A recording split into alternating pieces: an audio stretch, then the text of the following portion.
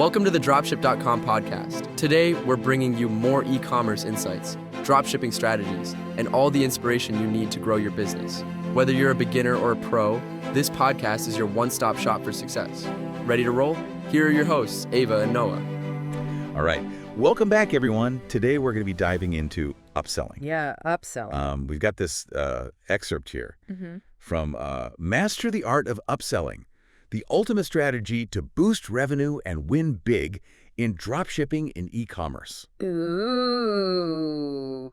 So dropshipping. But honestly, I think the insights here apply to pretty much any business, right? Totally. I mean, it's really about like maximizing every sale, right? Yeah. So even if you're not like specifically in the dropshipping world, Right. there's a lot to be learned here. Okay, so the source jumps right into why upselling is so powerful. Yeah. Even if you're not, a hardcore drop shipper.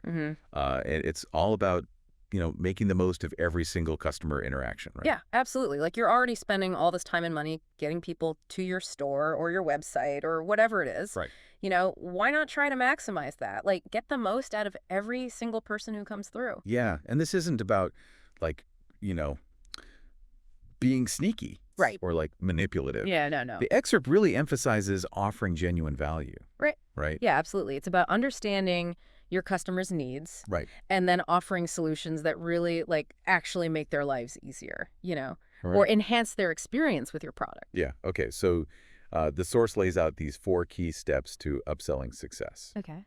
And step 1 is all about offering what they call product-specific upsells. Okay. Which is, stuff that relates directly to what the customer is already buying, Yeah, right? makes sense. So they use this example of you're selling a baby crib. Oh, yeah, that's a classic example. Yeah, right. Yeah. Like you've got a customer, they're thinking about setting up their nursery, right? Right. So you offer them, a matching blanket, maybe like a diaper organizer or a cute mobile to hang above the crib, Right. Those are all things that kind of feel like logical additions to their purchase. Totally. I know I've been at the checkout and thought, oh, I need batteries for that. Yes. Or that extra cable would be useful. Exactly. It's about like anticipating those needs, right? Yeah. And just making the whole process really smooth and convenient. But I mean, there's a fine line, right? Yeah. Between being helpful Absolutely. and being pushy. 100%. And that's where I think understanding like the psychology behind upselling is really important. Yeah. This source really emphasizes offering solutions, not just like pushing products. Right. Like if someone's buying hiking boots, right? Yeah. Suggesting a survival bracelet or a waterproof map, that feels relevant and helpful. Yeah. But if you offer them like gardening tools, Right. it's just confused. It's like, what? Yeah. It's got to make sense to the customer, Totally. So how do we walk that line? Well, they have this great tip in here. Okay. Focus on upsells that solve a problem Uh-huh. or add convenience. So think about what challenges your customer might face with their initial purchase. Right. And then offer solutions like, are they buying a phone? Yeah. Boom. Offer a screen protector, durable case. Right. Maybe Things like that. Yeah. So it's not just about selling more. It's about building trust and showing the customer you actually care about their experience. Exactly. When you offer genuine value, people are way more likely to be receptive. Yeah. Okay. Yeah. All right. So let's move on to step 2. Okay. Low cost, high value offers. Ooh. Okay. So the source recommends sticking to a price range of like $5 to $20 for these add-ons. Okay. Why is that? Well, think about it from the customer's perspective, right? Okay. $10 added to a $90 purchase doesn't feel like a big deal, right? Right. It's an impulse buy. Yeah. But it can significantly increase your average order value Right. without like creating buyer's remorse. Yeah.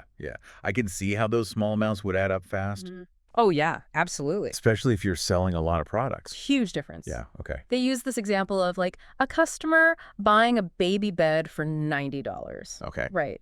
And then being offered a cute little romper. Mm-hmm. Or like a fitted sheet for an extra $10. Right. It's a small addition for the customer. Yeah. But those little profits can make a huge difference. Right. But wouldn't offering too many of these like low cost items sort of cheapen your brand or make your like core products seem less valuable? Yeah, that's a great point. Right. And that's where like the strategy comes in. Okay. It's about choosing upsells that actually complement your main products. Right. Without, undermining their value. Right. So you wouldn't want to offer a $5 pen Right. with a $500 laptop. Exactly.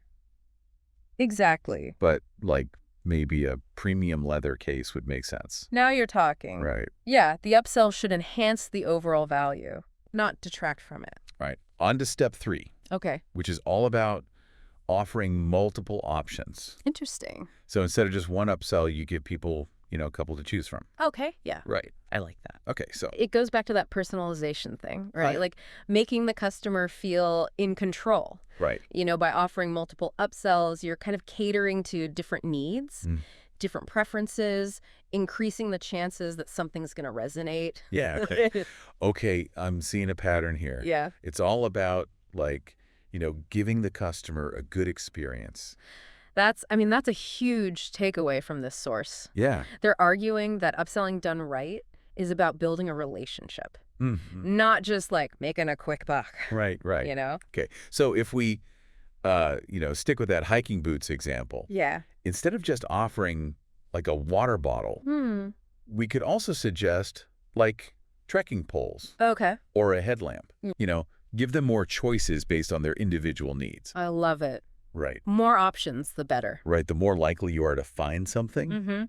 that appeals to that person. Absolutely. But wouldn't offering too many choices, though, Yeah. overwhelm the customer? Yeah, that's a good point. I think that's where the design of like your online store Okay. or your checkout process comes in. Right. The source recommends using apps Okay. that can display multiple upsell options in a visually appealing way. Right. An easy to navigate way. So it's about striking a balance. Yeah. Giving enough choices, Hmm. but not making it overwhelming. Exactly. You want to make the whole thing seamless and enjoyable. Right. Okay, so speaking of making things easier, Oh, here we go. let's move on to step 4, automation. Ah. All right, so this is where things get really interesting. Okay, I'm ready. The source talks about using apps to automate the entire upselling process. Ooh, Right now. interesting. Yeah. Yeah. Automation is like a game changer for any e-commerce business. Yeah. It lets you set up your upselling strategy once and then just let it run in the background. Right. Consistently presenting these tempting offers Right. to all your customers without you having to do anything. Yeah, they specifically mention some Shopify apps. Oh, cool. Like upsell and cross-sell sell easy. Okay. And after sell, post-purchase upsell. Well, I like these names. Yeah, right. Catchy. Yeah. So what's the advantage of using like these kinds of apps? Well, first of all, it saves you a ton of time Okay. and effort. Yeah. You don't have to manually create upsell offers for every single product or spend hours, analyzing data. Right. The app does all the heavy lifting for you. So it's like having a virtual assistant Yes. that's constantly working to like maximize your revenue. Exactly. And the cool thing is these apps are designed to integrate seamlessly with your e-commerce platform. Okay, nice. So they just like plug right in. Exactly. No complicated setup or anything. Okay. They also recommend, by the way, starting with like free or budget-friendly apps, to get the hang of things, Okay. and then upgrading to like more advanced tools as your business grows. Yeah. That's good advice. Yeah. Especially if you're just starting out. Exactly. No need to invest in expensive software right away. Right. Dip your toes in the water. Totally. Okay.